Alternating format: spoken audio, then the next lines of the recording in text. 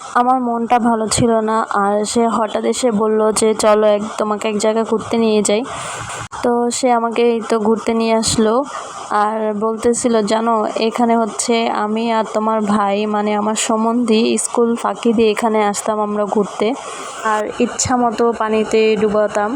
আহা, কতই না ভালো ছিল আগে দিনগুলো। কথা বলতে বলতেই সামনে একটা গরু দেখলাম।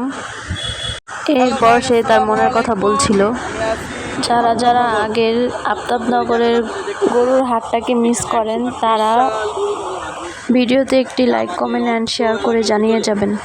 আর সব কারা কারা থেকে বড় বনজমা গরুর অ্যান্ড হাট ছিল। সম্বন্ধীর মতো কিন্তু এরকম এই স্কুল বছর ফাঁকি দিয়ে সবথেকে আফতাবনগর দুঃখজনক গিয়েছিলেন, বিষয় আর হচ্ছে এই বছর কোরবানিয়া সেই গরুর ঈদে তো হাটটি আরও নাই। বেশি গরু এটা দেখতে আপনারা আসলেই স্কুল দুঃখজনক, ফাঁকি শুধু দিয়ে আমার জন্য না, গিয়েছিলেন মানে আমার তারা ছোটবেলা থেকে কমেন্টে যারা বড় জানাবেন। হয়েছি, ছোটবেলা থেকে সব সময় মানে স্কুল লাইফ থেকে স্কুল লাইফে মানে স্কুল ফাঁকি দিয়ে পর্যন্ত এখানে চলে আসতাম গরু দেখতে প্রত্যেক বছর, মানে ছোটোবেলা থেকে। এক কথা মানে আমাদের এই আশেপাশে যত এলাকা আছে সবার ইমোশনাল ছিল আফতাবনগর গরুর হাট। কিন্তু এবার সব থেকে মানে দুঃখজনক কথা বলতে হচ্ছে যে এবার এখানে সেই গরু হাটটি নেই। মানে কি বলবো, এত স্মৃতি এখানে আছে। ছোটোবেলা এখানে স্কুল ফাঁকিতে অনেক দুষ্টামি করছি, আর এখন সেই জায়গাটা কেমন হয়ে গেছে, সব দিকে বাড়ি ঘর। তো এখন সেই গরু হাটটি নেই, সেই ছোটোবেলার স্মৃতিগুলো আজকে মনে পড়তেছে। মানে আসলে খুব খারাপ লাগতেছে ব্যাপারটা দেখে, মানে এখানে আসার পর এত খারাপ লাগতেছে যে মানে সব জায়গায় যে গরু হাটগুলো বসে এখানে সব সময় এই টাইমে জমজমাট থাকে গরু গরু একটা, কিন্তু এই বছর সেটা নাই।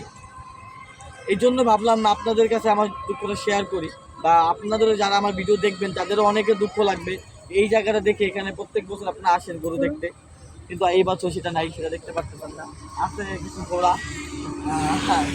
আর কিছু নাই দেখার মতো। তো দুঃখজনক, আপনার তো গরু হাঁটতেই পারবে, আপনারা চাইলেও দেখতে পারবেন না, দুঃখজনক। আর হয়তো বা এখানে আর কখনো গরু হাট বসবেও না, তা আসলেই দুঃখজনক বিষয়। অনেক দুঃখ প্রকাশ করতেছি। ধন্যবাদ সবাইকে, আসসালামু আলাইকুম।